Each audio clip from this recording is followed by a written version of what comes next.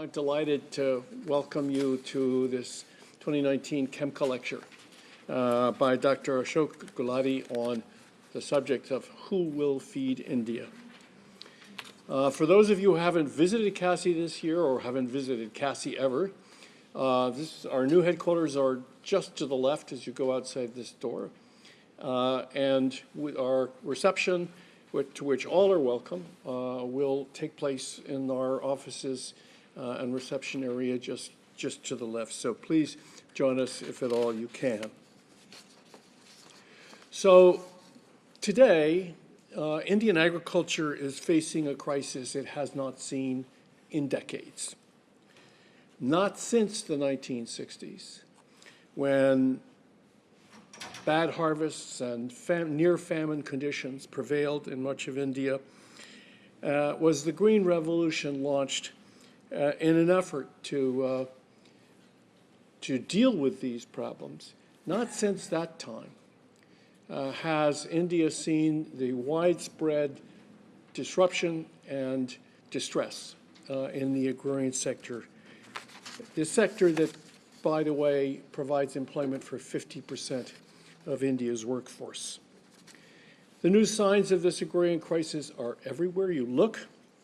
Real farm incomes are decreasing even as input costs rise.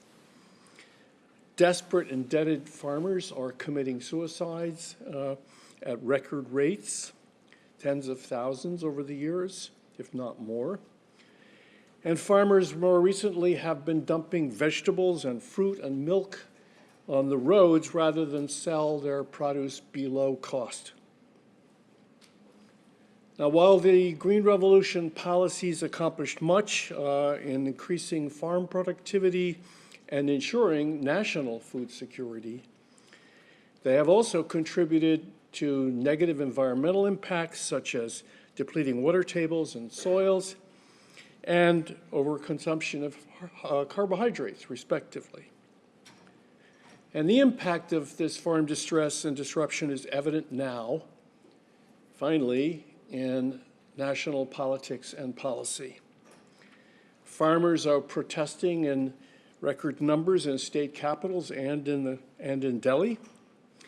In recent state-level elections, as many of you might have noticed, farm conditions certainly contributed to losses suffered by the ruling BJP losing power. Many have predicted the farm troubles will be a major influence on the national elections that start on April 11. So finally, governments are paying attention. Happily, I'm able to say that CASI is now committed to deepening understanding of India's agricultural and food challenges. At present, we have underway a major two-year research project seeking insights into the way India's agricultural markets function and finding ways in which those markets could be reformed in order to get farmers a larger share of the surplus. With the support of the Bill and Melinda Gates Foundation, we're gathering data on farm household decisions and outcomes from farm households and market players in 3 Indian states, Bihar, Orissa, and Punjab. So today, I'm very pleased to be able to present the 2019 Khemka lecture by Dr. Ashok Gulati, who is our distinguished 2019 visiting fellow. CASI is deeply indebted and grateful to Shiv Khemka, a member of our International Advisory Board, and to the Khemka Foundation for the generous support that has made this lecture and others like it possible. And the foundation is represented here by my old friend, Don Mohalnal, whom we welcome to campus and to CASI today. Dr. Ashok Gulati is the Infosys Chair for Indian Agriculture at the Indian Council for International Economic Research, known to all as ICRIER. It's India's most respected independent economic research institution. Ashok Gulati is the former chair of the Government of India's Agricultural Prices Commission, and he is formerly also the Asia Director for the International Food Policy Research Institute. He serves on the board of the Reserve Bank of India, India's central bank, and recently received the Indian government's Padma Shri award, one of its highest civilian honors. Most importantly to me, Ashok Gulati is India's preeminent thought leader on the agricultural economy and India's agricultural and food policies. For a quarter century, he has been the foremost independent, rigorous, insightful, and prolific analyst of India's agricultural and food challenges. He has paired his analysis with thoughtful prescription for the policies India needs to reduce poverty, to increase incomes, and improve nutrition through its agricultural and food policies. He has contributed both policy criticism and policy ideas across 4 different Indian governments, and to many state governments as well, never shirking from, when needed, criticizing those policies, whatever the government and party in power may be. So with that, I'd like you all to join with me in welcoming Dr. Ashok Gulati to the podium.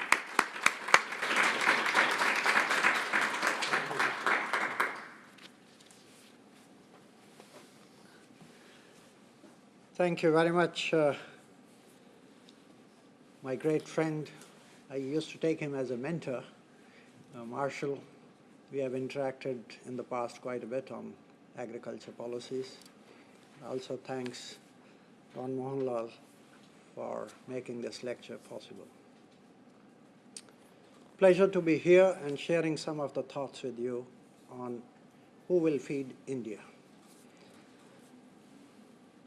I want to get into the political economy a bit because I was told CASI's prime focus is on political economy. But I said, if it is political economy, it must lead to better policies for people's welfare. And in that sequence of politics, policies, and people, agriculture cannot be ignored because the largest number of people are engaged in the agriculture sector of India, and therefore what is happening to those policies and the politics behind that. So that's what I'm going to put on the table.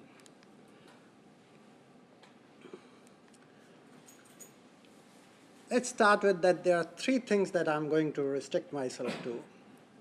One is the challenges of feeding India. Where are we headed to next 10 years, 20 years, 30 years? The political economy of food and agriculture policies as it has existed during the last 15, 20 years. And if that is not changed, then what is likely to happen? We'll come to that. And are there any lessons from what happened? Marshall talked about 1960s, so we may peep into the past to look for future. What lessons are there, if at all, can India overcome those types of shortages? Now, 4 points I want to give you as a backgrounder, because this challenge of feeding India, today India is 1.35 billion, 2017 figure actually, United Nations.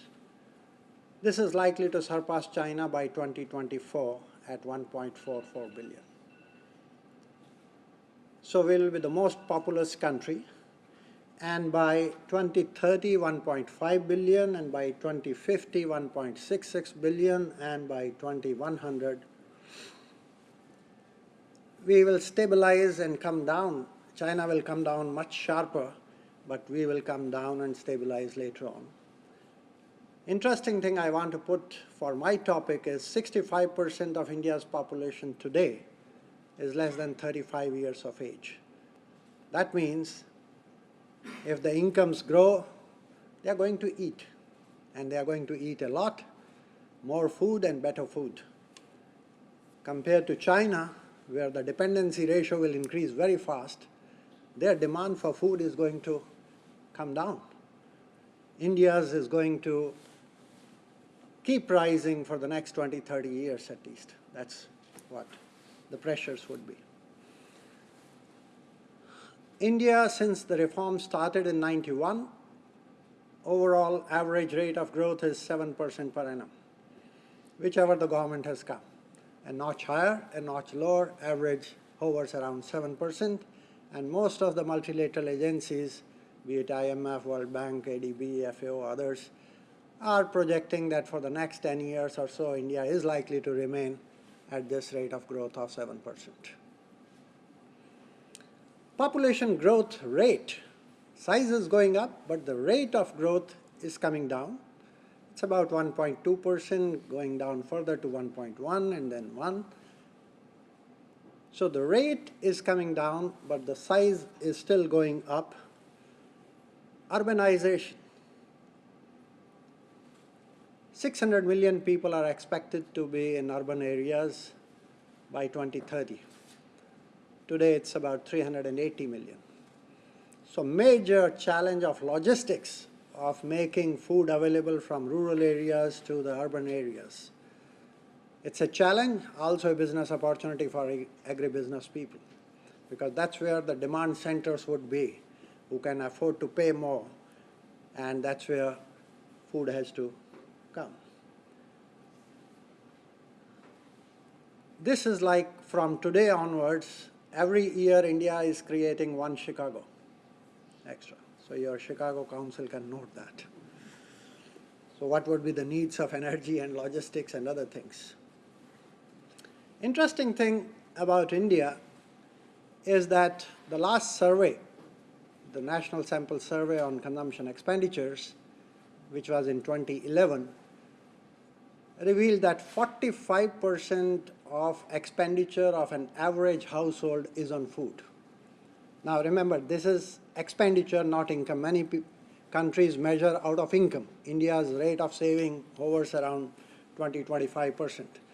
So it will be a little lower if you take it as a percentage of income, but this is a huge lot more than any developed countries or faster developing countries like China. So when per capita income is going to increase at 5.5–6% per annum, overall GDP increasing at 7% plus, urbanization taking place, there is going to be explosion of demand for food. More food, better food, and in urban areas. So that's a major challenge. What is the second challenge? Look at the average holding size in India. It was 2.3 hectares in 1970. It has come down to 1.1 hectare today. So compared to US or any developed countries, you can think of these are your literally backyard plots. And they have to produce food for 1.35 billion today, and what is going to happen? And it is shrinking, and it is going to keep shrinking for another few years. We'll come down to that. Not only that, the holding size is small, but the bottom end, which is less than 2 hectares, that is swelling. About 86% of India's holdings are less than 2 hectares. And they used to operate only 22% of the area, but now about 46–47% of the area they are operating. So it's shrinking size of the holding, but swelling up bottom. That means the pygmies are multiplying in terms of their share, more and more. And it is going to create a lot of challenges. Access to modern inputs, access to machinery, how to use your big harvest combines or other machinery on these small, tiny plots. Other biggest challenge, perhaps more than the holding size, is water. And in India, we many a times say that if there is going to be internal war within India across states and sometimes across districts, it has already started erupting in Maharashtra, it is on water. The earlier seat of Green Revolution, the Punjab, 75% of the blocks are overexploited. It's all red. They are growing rice and wheat. Rice, 1 kilogram of rice means 5,000 liters of water. And we are the largest exporter of rice in the world, 12 million tons roughly every year. That's our number one commodity for export. Basically, we are doing virtual water export in a water-stressed country. The policies, I'll come down to that, the politics of it later. But water is going to be a major challenge. Where we have green, that's largely the eastern belt, we are not taking full advantage because the politics remain confined to the erstwhile Green Revolution areas for food. Now, it's not the first time I'm raising this question, who will feed India? Many experts earlier, and I want to take you back in history. Marshall mentioned about 65, mid-60s. India had 2 successive droughts. Of my generation, people here would very much recall what was happening at that time. India's production dropped by 17 million tons, food grain production from 89 million tons to 72 million tons. And this was the biggest challenge because India did not have enough foreign exchange to buy from the international market. If they had used the entire foreign exchange reserves of the country, maximum they could buy was 7 million tons of wheat. So the country was facing literally starvation. So much so that the Prime Minister of the country had to announce and request the nation, skip 1 meal a week. In fact, there used to be full-page ads and on radio bombardment of this that today is a meal-less dinner, 1965. That was the situation. US came to help at that time through PL 480, Public Law 480, exports of wheat to India. 11 million tons were exported, not against foreign exchange payment, not against dollar payments, because India did not have dollars at that time. It was against rupee payments. And every 15 minutes a ship was coming. And suddenly the ships stopped. And there was panic in India. What happened? The Indian ambassador went from one State Department to another, asking what had happened, and he came to know that the President himself has ordered suspension of PL 488. But why? What happened? They were told that India has issued a statement in favor of Vietnam when US was having a war with Vietnam. Ultimately, as the story goes, it was President's daughter Lucy who confronted the father that you cannot allow millions of Indians to starve to death at the time of Christmas. And he said, I didn't mean that, I just want to teach them a lesson. And after 72 hours, the suspension was removed. So the country was known at that time from ship to mouth country. And Paddock brothers wrote a book in 1966. The title of the book is Famine 1975, that nobody can save India, it's a gone case, forget about it. This is what happened. And I'll come back to, from this challenge, what emerged a little later, and that is when we'll look at the lessons. IFPRI, my former institute, I served, very credible institute. In 1998, one of my senior colleagues, Peter Hazel, many of you may be knowing, very renowned economist, he came up with, he and G.S. Balla and John Kerr, they came up that by 2020, India will be importing 63 million tons of cereals every year. Every year. This will be the case of India. This is a published document in 1998. I was a discussant on that document and I challenged Peter, let's have bets this is not going to happen. India will rise to this challenge. So we'll see what happened after that. Only flavor I can give you is by the time 2020 comes, a year after, India is the biggest exporter of rice in the world. But during 12, 13, 13, 14, 14, 15, India exported 63 million tons of cereals from the country in 3 years, against a projection of that India will be importing 63 million tons every year. Government of India, in 2006 itself, the Planning Commission was projecting within 5 years India will be importing 10 million tons of food grains every year.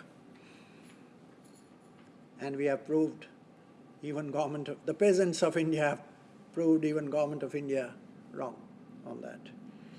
The latest study, Hans Benswinger, one of the most respected agriculture economists, he was in the World Bank and ICRIER and a number of places, he came up in 2012 that by 2039 India will be importing 73 million tons of food grains every year.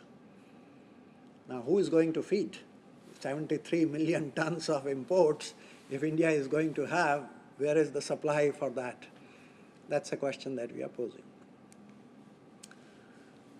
Will India go the Chinese way? I continuously look towards China. Why? Because I feel, one, not in terms of population, but also in terms of holding size. Our holding size is 1.1 hectare. China's holding size is half of ours, 0.66 hectare today. And when I started studying China, it was 0.46. So their average holding size has started increasing after having declined for a number of years. It is reversing. India may follow. India is about 15 years behind China on that front. And that's what I feel, what China experienced in the last 15 years, India may experience that in the next 15 years. So we continuously look towards China. China till 2002, you look at that, was a net exporter or marginal. It was balancing its imports and exports. It was not a net deficit on food. It was producing enough for its people. And China had massive rates of growth and one-child norm, so they were doing all this. But after 2002, look at what happened. Today, China is one of the biggest importers of food in the world. In fact, when they opened up strategically, they still have not opened up their wheat and rice for imports. Their prices are at least 30%, 40%, 50% above what the prices are in India or in US or anywhere else. So if they open up, I'll give you an example. Wheat minimum support price in China is $385 a ton. If they open up, tomorrow US or India will throw at least 20 million tons of wheat into China. So they have protected their wheat and rice, and their prices are way above the world prices. But they opened up strategically not food or key food, but feed material, and that was soybean. They said, okay, we open up for soybean. What happened? China's production of soybean is 12 million tons. Their import last year was 80 million tons, 80 million tons. So that's what can happen.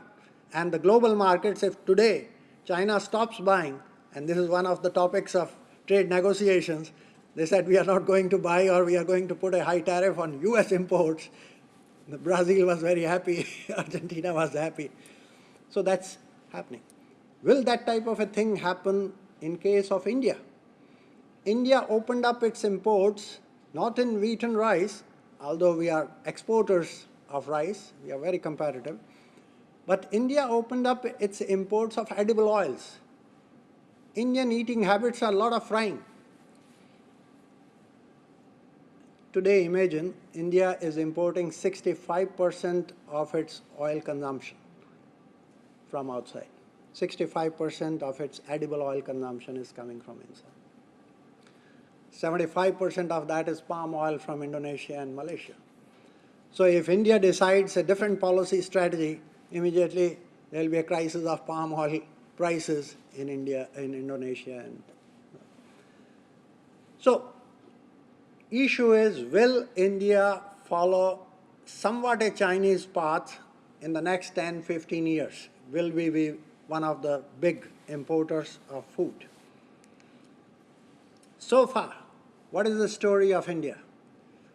So far, actually, even if you go to 1991 when the reform started, since then, till date, India is still a net exporter of agricultural products. Still a net exporter. But look at during the last 3-4 years of the Modi government, when after touching a peak of $42.4 billion of exports, suddenly exports started coming down. And there were two factors in that. One, the international prices came down, but unfortunately, as the new government took over in 2014, there were 2 successive years of drought. And this was the 6th such event in the last 120 years. So it's very rare, but you were hit by back-to-back drought, more or less the same that Marshall was talking about mid-60s. But mid-60s, when back-to-back drought hit, India was facing starvation. It didn't have foreign exchange, and it had to rely on PL480 aid from US. But this time when it hit back-to-back drought, we were still exporting, and we exported massive amounts of grain. The country did not feel that there was a drought. Despite all this, farmers suffered in terms of their incomes because of the drought, but the country was not facing any shortage of food as such. There was ample in the godowns of the country. And we were still exporting and are still exporting today, a net exporter. But it has come down a little bit because the international prices of many commodities collapsed during this period by at least 25%. Okay. This is broadly giving you the background. Let me come to the real issue of political economy, of policy setting. Now, the policymakers in India have to walk on a very thin razor edge.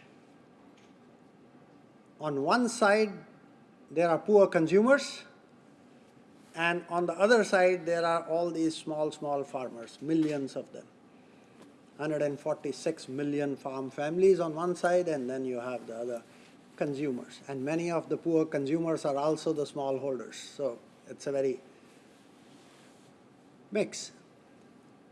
So while the farmers are continuously asking for higher and higher support prices because they feel that way their income can go up, consumers are asking for lower and lower prices because they feel we need to protect our real incomes and eat better. So if prices go up by more than 10-15%, consumers are on the roads protesting, and if prices collapse by 15%, then the farmers are on the roads. So you have to balance the interests of the two. Now, all these years, the policies that were followed were the policies, and still they are going on, are the policies of 1950s and 60s when there was massive deficit in the country. Essential Commodities Act, restrictive trade policies, you cannot allow exports.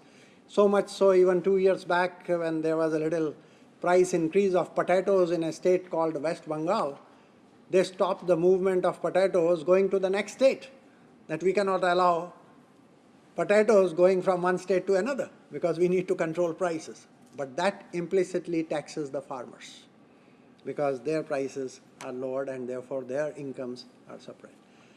Now, when the prices are lowered in the name of so-called protecting poor, farmers' profitability is impacted, and when they start protesting, then government comes out with another policy, okay, we will give you subsidies.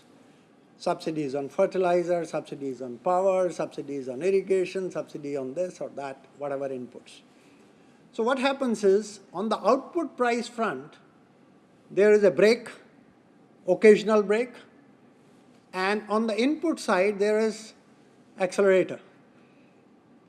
and you do not know at what time what is happening. And when you analyze over a period of time, what has happened? Is the brake working faster or the accelerator working faster? What is the net incentive structure for farmers? What is the net result of those policies in terms of numbers?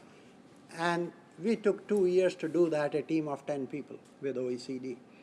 Because OECD has a standard methodology of something called producer support estimates and consumer support estimates.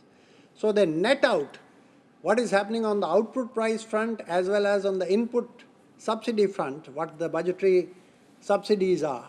They account for that and look at 51 countries, and 52nd country is the India that is added into that, which produce about 80% of the global output. So we compare accordingly. What are the results? These are the results.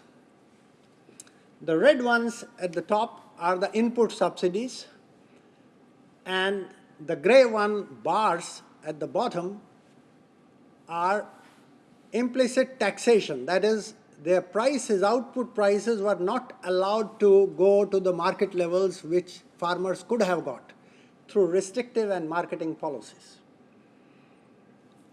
Overall, when you net out the two, for 17-year analysis, which we did commodity by commodity, state by state, build up all this for 2 years, on an average, farmers got 14% less income than what they could have got if the system was free and if the system was not constraining them.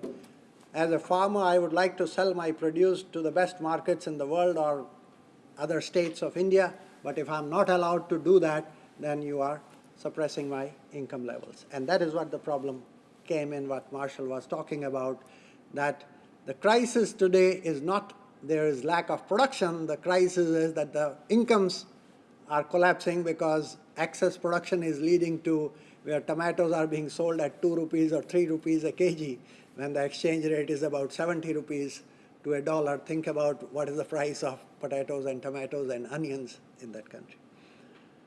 So what does this mean? And where we look at the international comparison, the producer support estimate for India, that is the farmers' income levels in a way, you look at the left-hand side, there are only 3 countries, Ukraine, India, and Vietnam, which actually taxed their farmers. All others were supporting, and look at the level of support as a percentage of gross farm receipts. Accordingly, this gets reflected on the other side on consumer support estimates that India's consumers are the highest protected in the world, literally, of all these 52 countries that we have.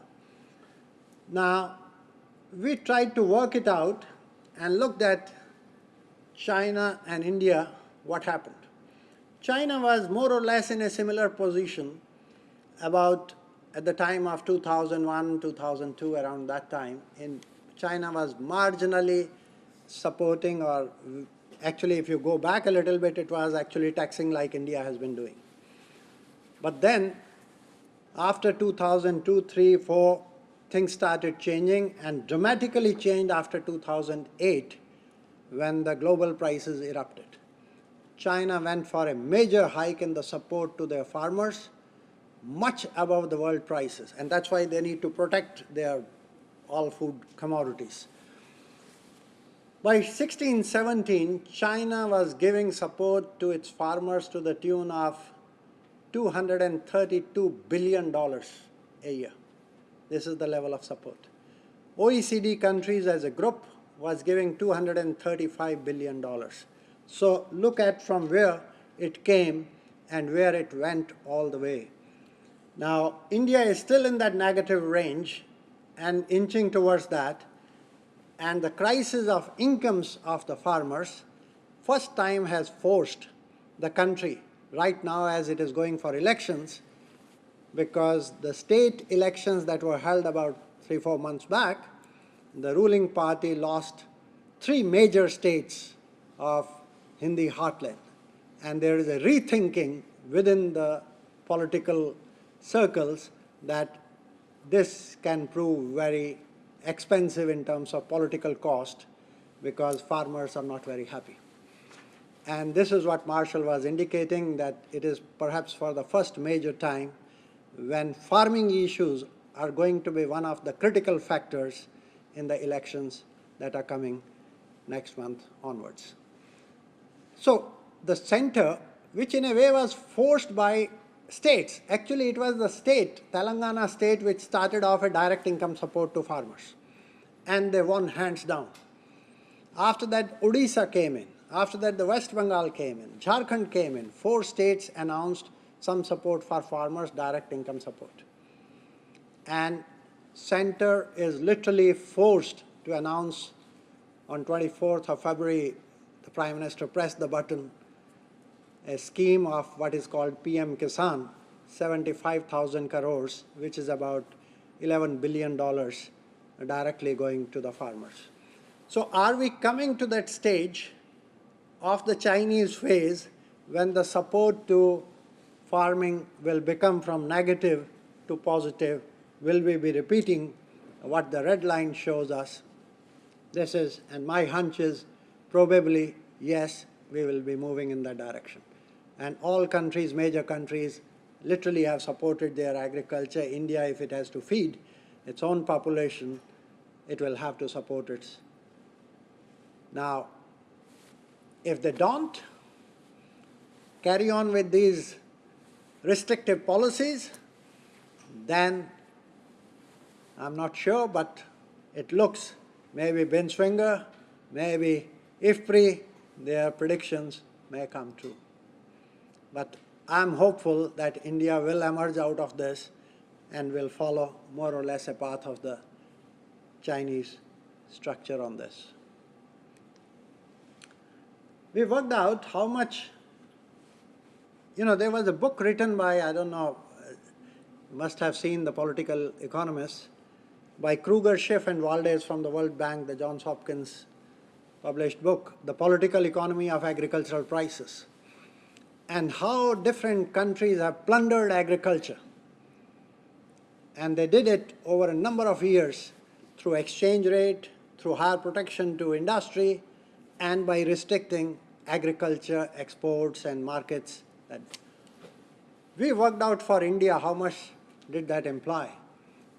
It comes to a cumulative loss of the farmer's income to the tune of about 45 lakh crores, that's trillion rupees, which would be, I'll have to convert that, divided by 7,000 crores per billion.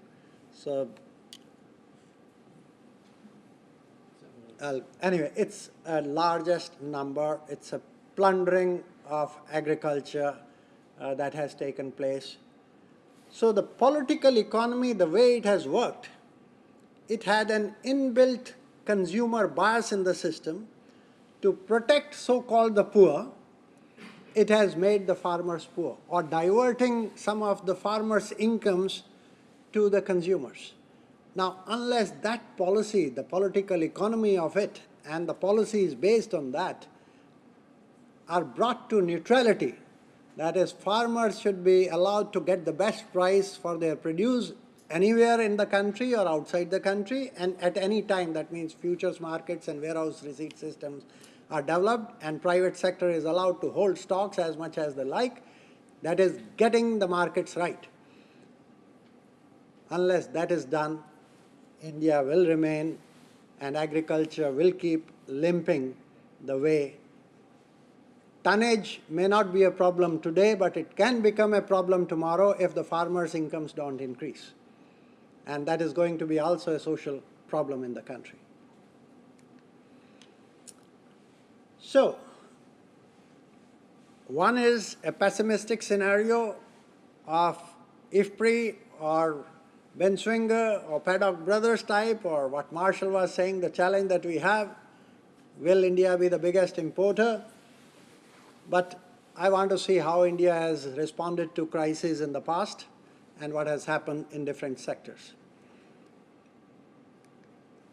Let's look at this. This is the story I was telling about the Green Revolution on wheat. The red is before the green revolution, the red dots, and if that political decision was not taken, there was a big debate in the parliament. When they came to know there are high-yielding varieties of seeds available, there was a big debate, should we import this new technology into the country or not? The entire left parties opposed that this will not be a green revolution, it will be a red revolution. We will become slaves of the West forever. This was the tone. And at that time, the Prime Minister and the Agriculture Minister fought a battle. And that is what political economy is all about. In the Parliament, either you face starvation or this is the new technology, we adopt it to our circumstances. And finally, they did import in '66 18,000 tons of high-yielding variety seeds from Mexico, the seeds which were invented by Norman Borlaug, the famous father of Green Revolution. And it changed the face. This is the rice story. Rice was not as miraculous as wheat at all India level, but you look at rice in Punjab, the right hand side. One is the all India story and the other is the Punjab story. Punjab was never a rice growing state, but it had tasted the miracle of technology in wheat. And when they came to know there is a technology in rice, IR8 from IRI, and they adopted that, and immediately that led to a massive revolution in Punjab. The consequence of that was water table started going down, and what I indicated, it is becoming a sustainability question, how far that is wise or not. Normally people say it is purely a technology-driven green revolution. I do want to say that there is other side of the technology, and that is the policies. What were the policies? If the farmer produces more, productivity goes up and the prices collapse and he does not recover his cost, green revolution would not have succeeded. So the government created two institutions in 1965, the Agriculture Prices Commission, which I had a privilege to head later on after years, and the Food Corporation of India to procure so that minimum support price can be guaranteed to the farmers. And when they procured, they had no storage capacity. Think about, there was a burst of grain in Punjab. The first year, '67, the first crop came in, FCI was buying, no storage capacity. Where did they go? They closed all the schools. And the first godowns of FCI were the classrooms of those schools. And within 4 or 5 years, by 1971-72, India was talking of building its own buffer stocks. We were out of that crisis period in that. So the new technology accompanied by positive price policy, when you have farmers' incomes going up, they will lap the technology. So think about the technology and the market as two sides of the same coin. If technology is there but markets are not there, they are missing, then you will not get a faster adoption of technology and revolution will not come. So I think 50-50, we have to give equal importance to that. And as on today, we are messing up on markets, we have technologies available, and that's why the problem is. Look at India's white revolution. I was talking to some of the students of agribusiness, and we came to know, I just want to give you a flavor.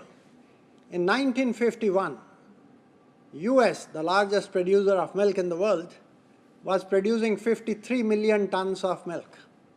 India was at 17 million tons. So US was 3 times higher. Today, US is hovering around 98 million tons, and India is at 177. 177 million tons, way ahead of US. And it is all done by smallholders, the wonders that were done. The milkman of India, Dr. Kurian, the cooperative network, the Amul model, we are all familiar with that. Our productivity per cow is still 1/3, 1/4 of what the US standards are. But despite that, massive revolution has come. Operation Flood 1, Operation Flood 2, Operation Flood 3, three major policy changes that were done, which was a political decision. And I want to bring in politics because when Kurian invited the Prime Minister of the country at that time in 1965 to come to Anand and see what the pilots were going on in milk sector. He said, I'll come, provided there is a condition that I will spend the night in a village with farmers, and you will not be there. So he said, fine. So the Prime Minister of the country spends a night with villagers. Till 2 o'clock, he keeps discussing with them at night. And in the morning, 6 o'clock, there was a collection of milk, small, 2 liters, 1 liter surplus people are bringing at one place and pouring at one place. The collection centers were there. And when he saw that, what he noticed in that was not an economic revolution, but he noticed in that the social melting pot. Because he saw many people standing in the queue from different castes, and they are pouring their milk into the same pot, and this will be taken and consumed by all castes. So he said, wow, this is a real social transformation. So he came back and said to Kurian, I am creating National Dairy Development Board, and you be the first chairman and replicate this model, what you have shown me at a district level, to the national level. And the story started from there. It's a remarkable story of success, how India overcame. When I was young, as a student in the college, we used to wait for 2 hours, 3 hours to get 2 liters of milk. There was such a shortage of milk in the country. Today, India is knocking at the door of exports because there is surplus milk in the country. And it is all done by smallholders after consuming. But the bigger change came. Even up to 2002, India, despite having produced all this, only 10% of that was being processed through the organized sector of cooperatives. And the cooperatives did not want the private sector to come in. They said, we have developed our milk sheds, so private sector will take away. The competition was not liked. But Mr. Vajpayee, when he came as a Prime Minister, he decided, de-license the dairy sector, everybody is welcome. Cooperatives, you compete, you have got enough time to do what you wanted to, but you have reached only 10% of the milk processing. So they opened up.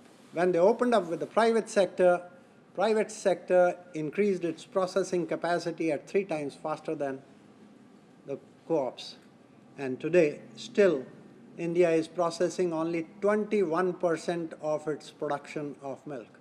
So those agribusiness people look for the massive opportunities in terms of milk processing, value addition, cheese and other things, and taking it to the urban areas where the demand centers would be. So policy decisions about this I talked, and the institutional organization. So technology is only one part of this is an institutional revolution actually, innovation in institutions, smallholders, how collection can take place and processing, and now daily a milk train would go 2,000 kilometers from Banaskantha in Gujarat to Kolkata, which is a deficit area, 2,000 kilometers, and keeping the milk temperature at 4 degrees. So you need logistics challenge on this to tap the markets. Want to give one more example, and this is debatable, very much in the country and outside the country. The gene revolution. It's not related to food, it is related to fiber. There's a big debate in the country. GM should be allowed or not allowed. On 26th March 2002, Prime Minister Vajpayee took a decision that, and he gave a new slogan to the country. The Prime Minister in 1965, when we faced all the crisis of food, he had given a slogan, Jai Jawan, Jai Kisan. That is salute to the soldier because we had a war in 65, and salute to the farmer who is going to bring us out of these food shortages. But Vajpayee, Prime Minister, he added, Jai Jawan, Jai Kisan, Jai Vigyan. That means salute to the soldier, salute to the farmer, but salute to the scientist, and we will have a science-based policies. So he took the decision to open up GM crop, first crop, only crop so far in India, cotton. What happened? Look at this. A dramatic turnaround. Today, India is the largest producer of cotton in the world and second largest exporter of cotton in the world from nowhere. So this was again political economy, policies, and look at the welfare of the people. Maximum gain was to Gujarat because Gujarat lapped up the technology and exporting to China, raw cotton, and I feel this miracle seed, GM, in Gujarat, because it brought prosperity to Gujarati farmers, actually helped Mr. Modi when he was Chief Minister bring him 3 times back to power. Because when farmers, the largest constituency of political voters, is happy, they will bring you back. This is the last one I want to put on the table. And this is the poultry revolution in the country. You look at the structure, how that took place. And this was again a policy to decide first opening up the grandparent stock coming from outside. But when they opened up that, they had import duties of 105%. Again, when Prime Minister Vajpayee came in, he said, what is all this going on? Reduce the duties. So he reduced the duties to 20% from 105%. Massive import like the seed, this was the grandparent stock of chicks coming in, and that revolutionized the entire poultry industry in India. 80% is in the organized sector today. We are the 3rd largest producer of eggs in the world and 5th largest producer of poultry meat in the world. And it's all private sector driven. Now, I do want to, all these 4 examples I gave, I do want to conclude something and come down to this slide. First one was Green Revolution, which was primarily and wholly driven by the government, with the help of international agencies, CIMET from where the seeds came in, but purely driven by the government extension system, government procurement, government pricing, government decision to import. The second White Revolution was not a government driven but government enabled by the cooperatives. They kept a safe distance from the government, and Kurian often used to have a big fight on policy matters with the government on that. But given his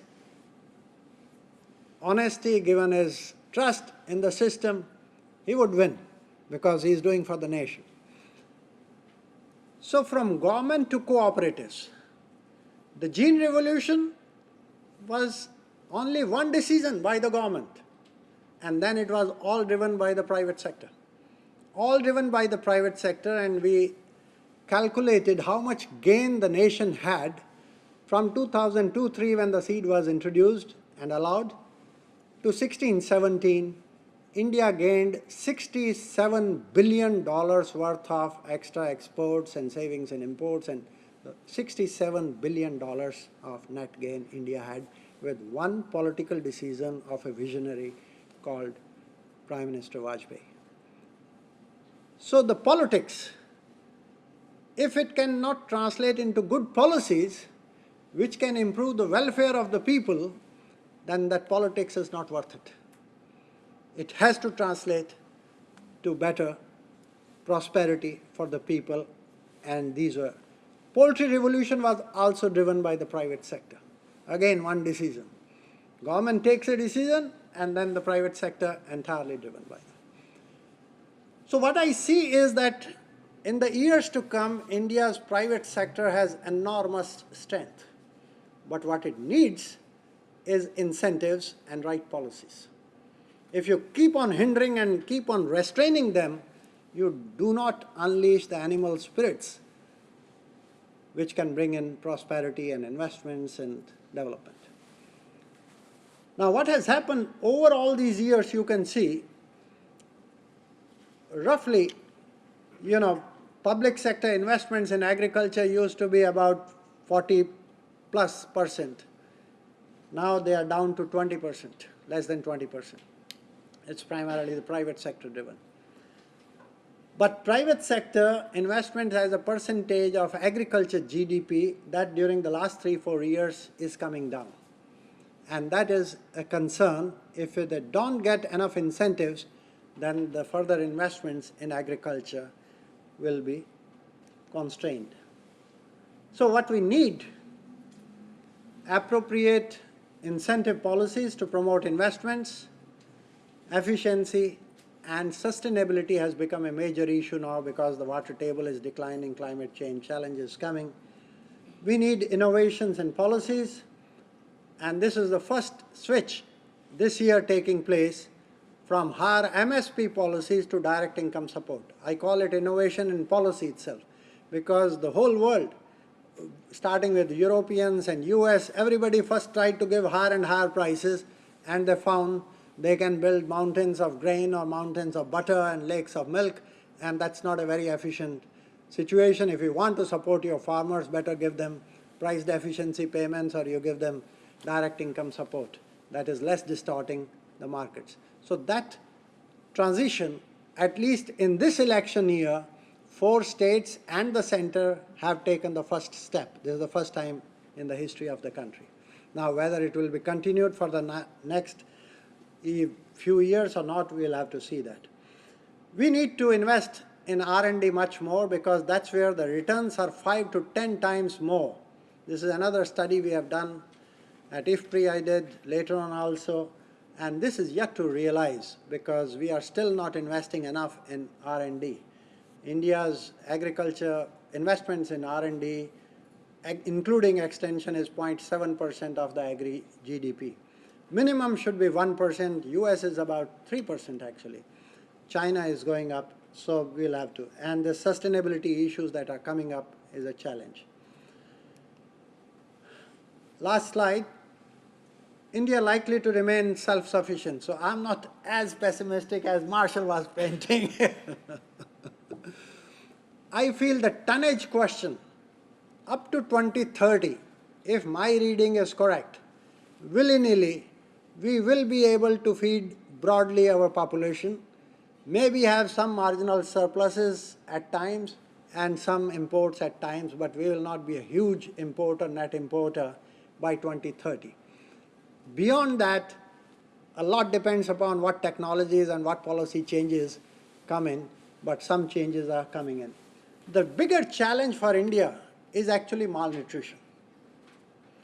And more than 40% of India's children below 5 are underweight, and they need better diets. But more than better diets, they need better sanitation facilities, safe drinking water, toilets, all these infrastructure facilities. Otherwise, even when they eat better diets, it goes in diarrhea and their nutrition cannot improve. This is a challenge that India is going to face for the next 20 years. So from food security, the challenge is nutritional security.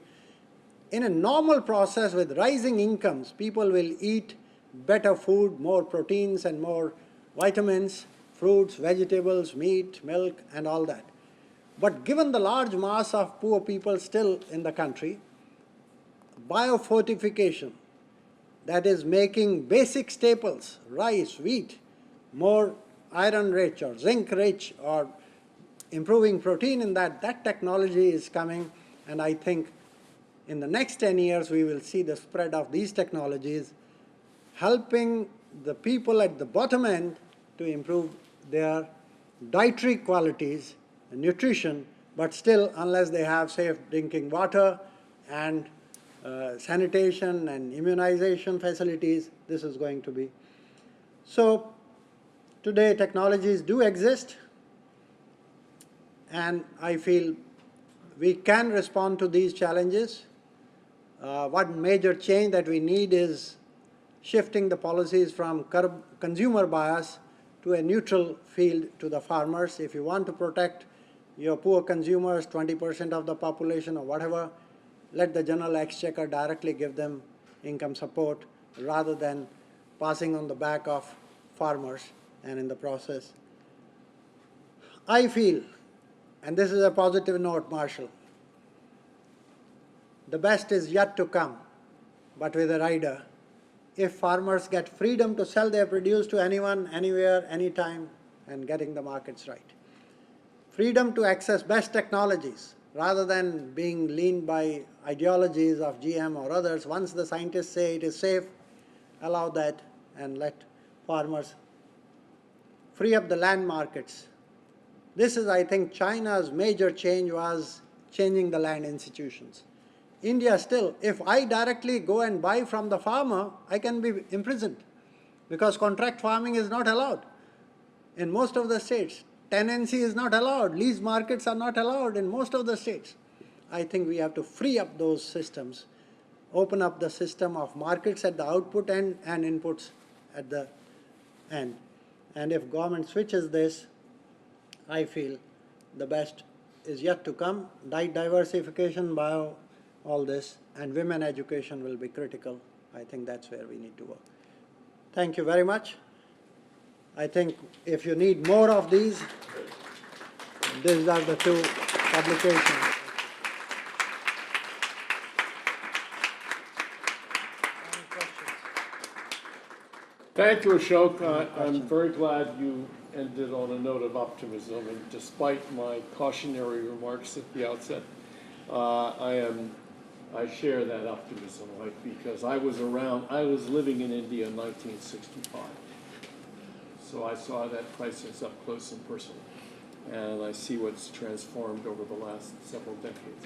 Okay, we have a very limited amount of time for your questions or comments, and yes, please, sir. Thank you very much for your presentation. That's really excellent. And I see a similarity to the policy issues in the United States. Right now, there's a lot of interest in guaranteed annual income kind of strategies for the United States. And it strikes me that all of the food production issues could be eliminated in India if you had a guaranteed annual income. The money would come from the market and the farmers would grow what they need to grow. What is your opinion? Well, I think a year back, 2 years back, the Economic Survey of India, which is presented just before the budget, had a full chapter on this universal basic income. There is a big debate going on, and if my political reading is correct, Congress is going to announce some modified concept of that in its manifesto within a month. I feel at present what the ruling party has announced is inching towards that for the farmers, because farmers are in more distress. There is already a huge subsidy for the consumers called the food subsidy. Farmers were the ones who were getting a discriminatory, not a level playing field. So ruling party announced something for that. I heard the Prime Minister 2 days back, because I wrote that at present the notification doesn't say it is for 1 year or it is for the next 3-5 years.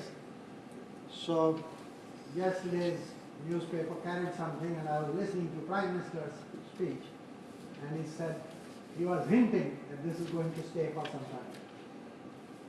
So to reply to your question, India does not have universal basic income for everyone, but at least for certain categories. Something will be promised in this election. Something will come. So we have to wait for another 1 month. But we are inching towards that. Got more?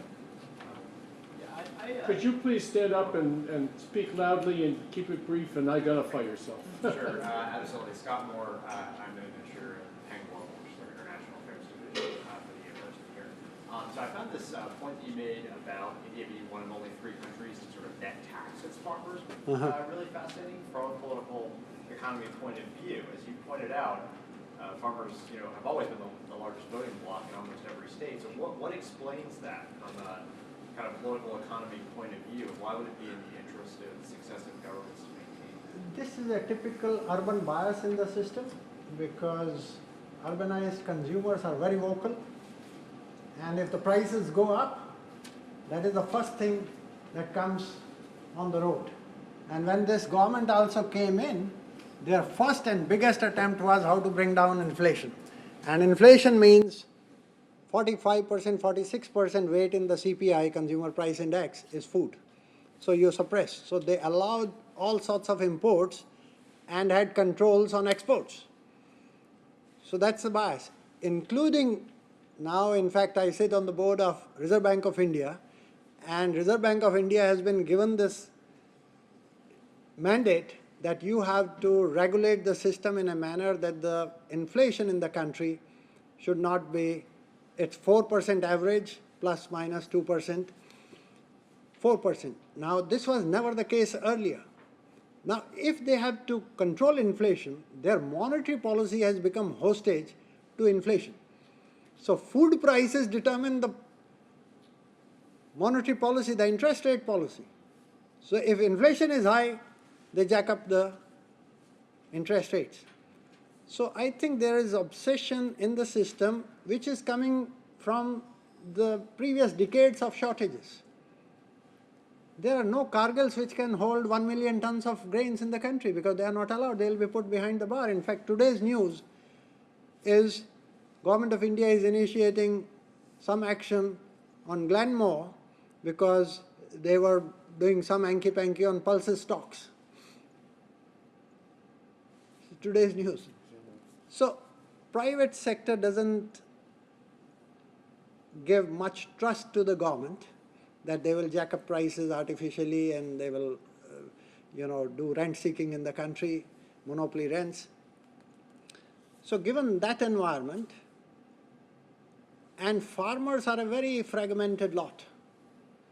Here farmers are, Mansur Olson's book, I remember, Logic of Collective Action.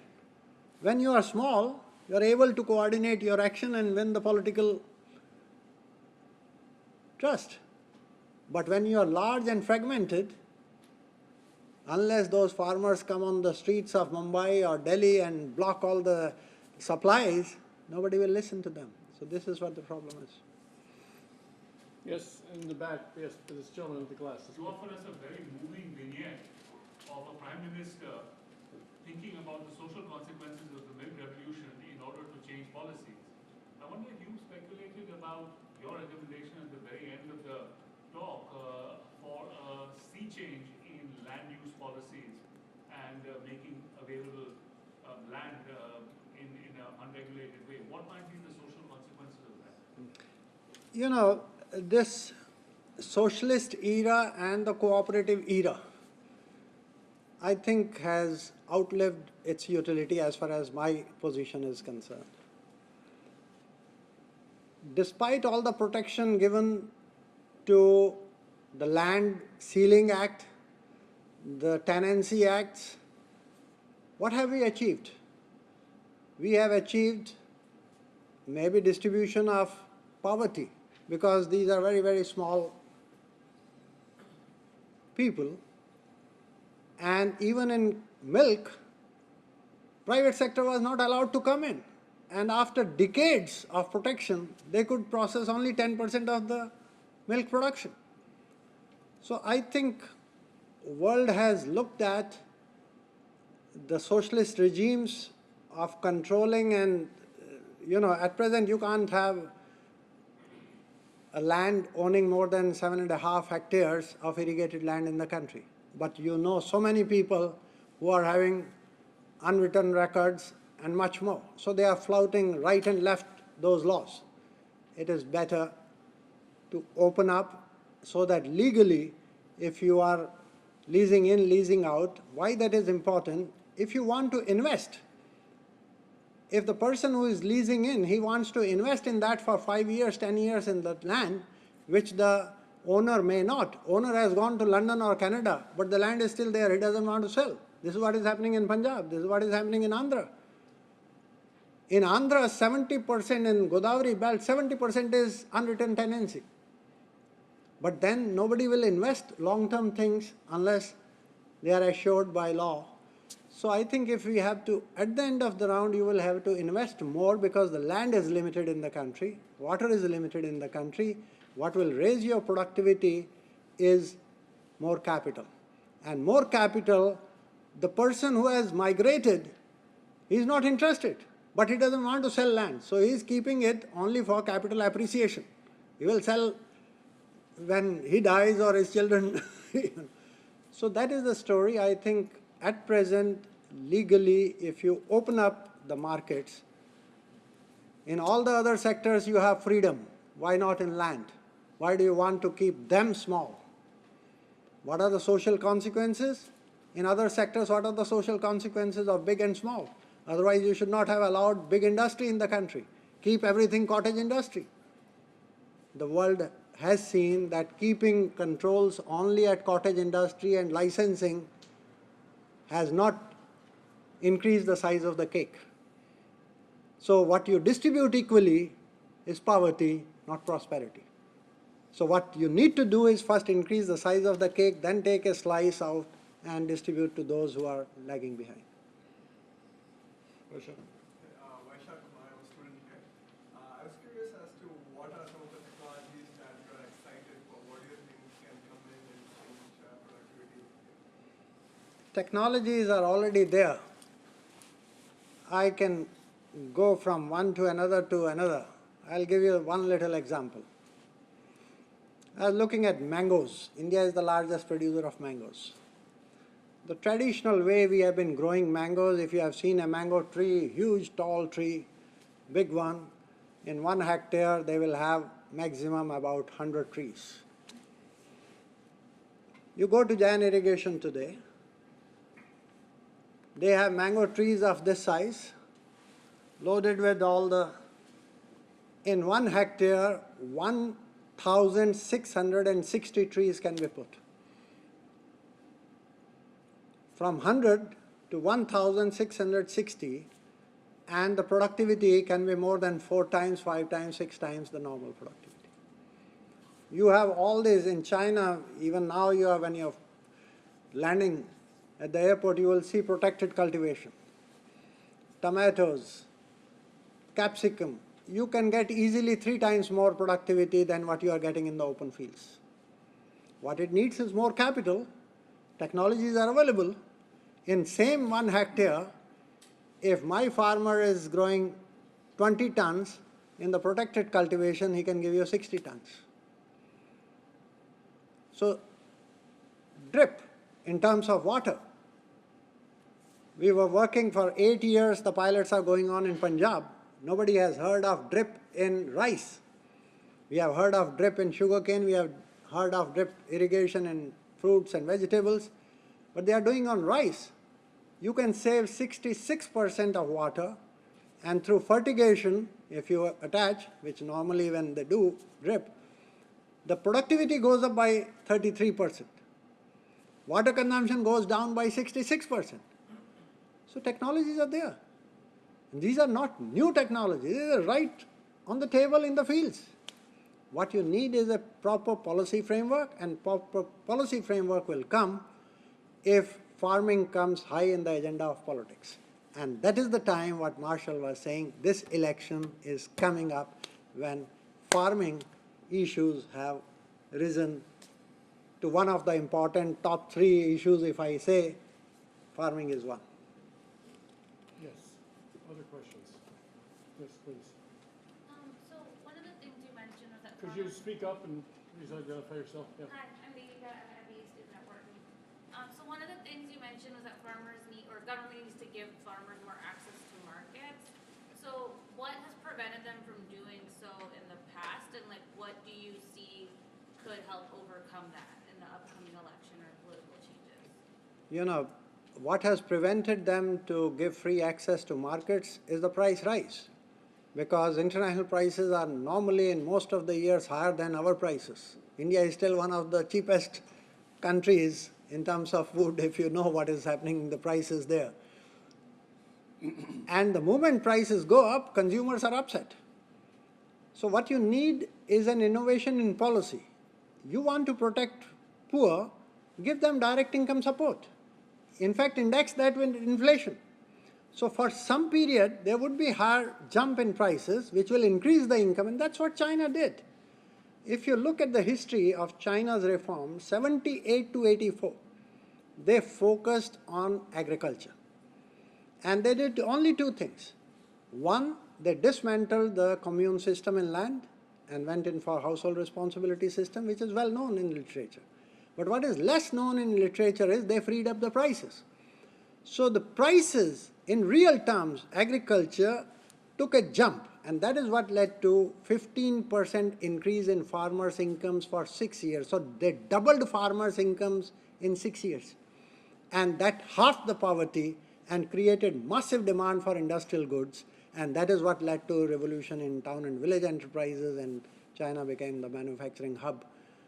First for its own demand coming from the bottom, and later on capturing the global markets. I think that has not happened in India because it is the top, the IT people who have prospered. So how many cars they can buy? So immediately there is a demand constraint that comes.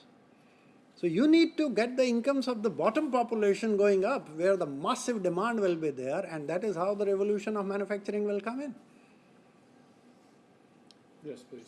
So I'm not an economist or agri specialist, I'm a professor of medicine. It's a comment and a question. So it's very nice to look at policy, markets, technology. Seems like we're attacking the tip of the iceberg. All this exists against a matrix or backdrop of social inequality, female illiteracy, abject poverty, caste system, and zamindari system. If those social ills are not targeted by policy, then you'll again hit a ceiling with productivity. Is the current party or the opposition, are they planning to attack the root causes besides the markets and technology?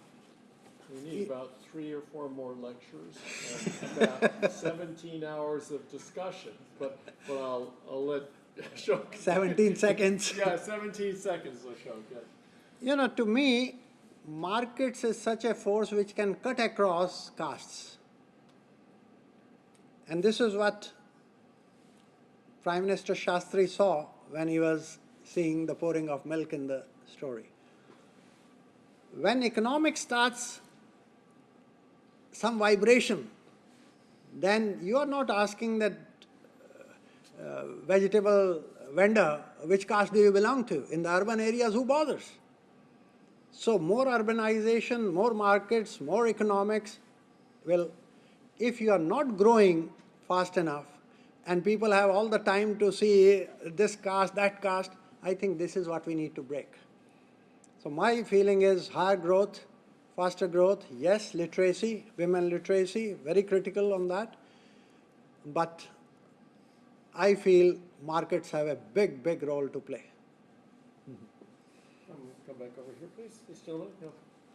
I'm Nand and I teach Hindi in Louder Institute. My question is about sustainability. Yes. You mentioned Punjab, Yeah. from wheat to rice, and you also mentioned the water table. Yes. So we can have joy that we are exporting rice, and we have been doing that, but ultimately the land is not going to sustain for future. Sure.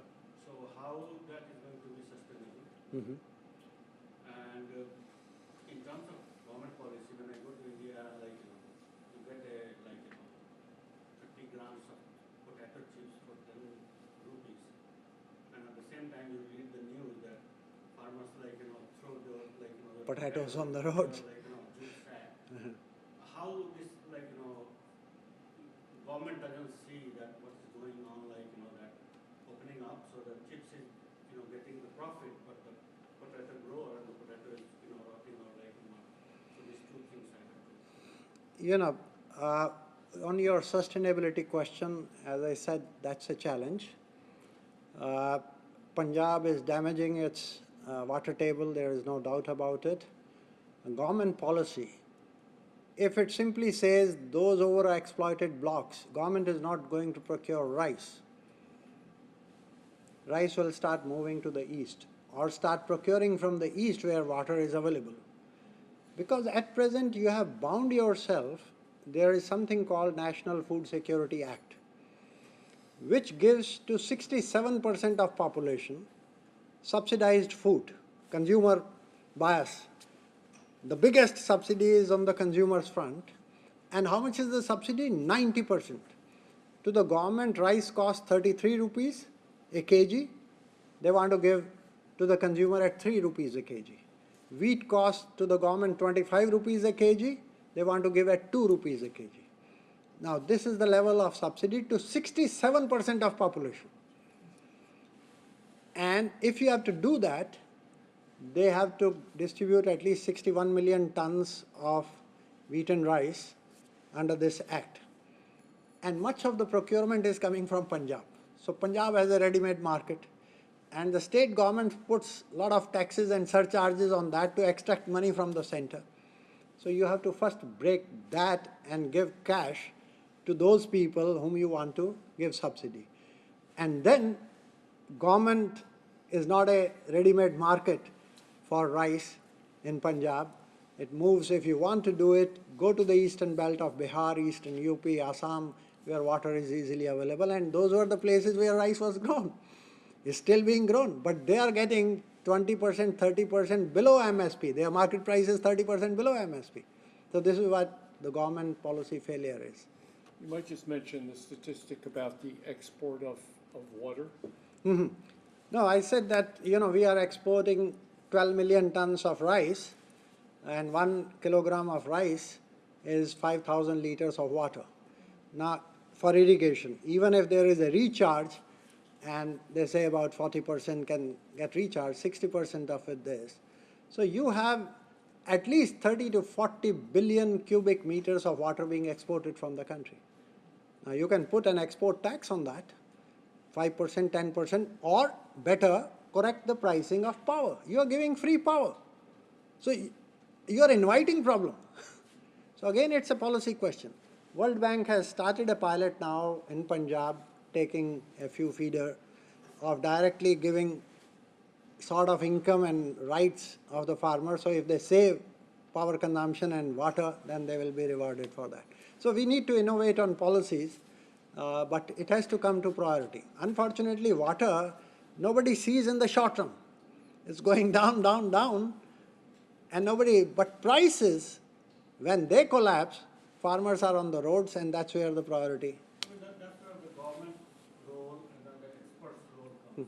The farmer does not know that if you get tube well, if you have a well and you have a bucket, you pull that. So there was a farming when the people used to have put that was a limited thing.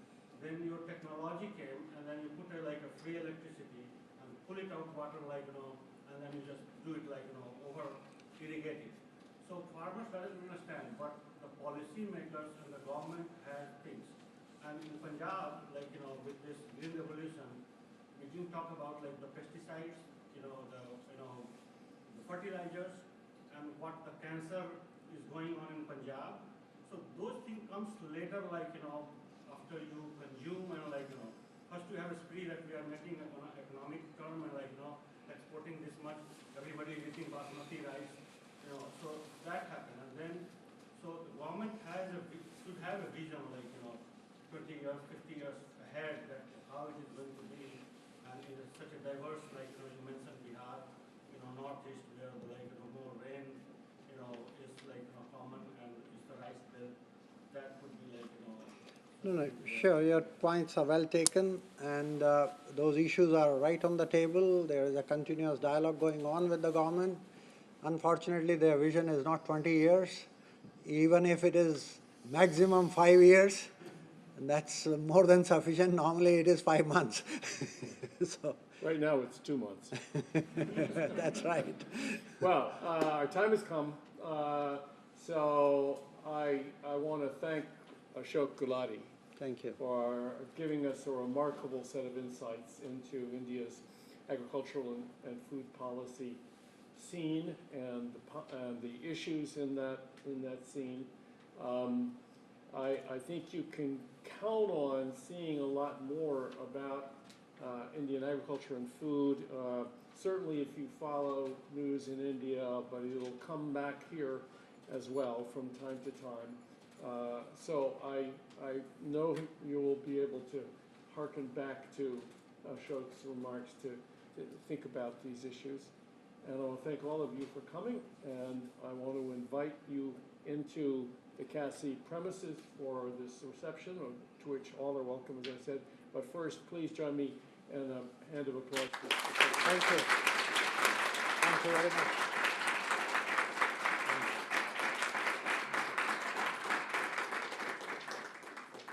Good evening, everybody.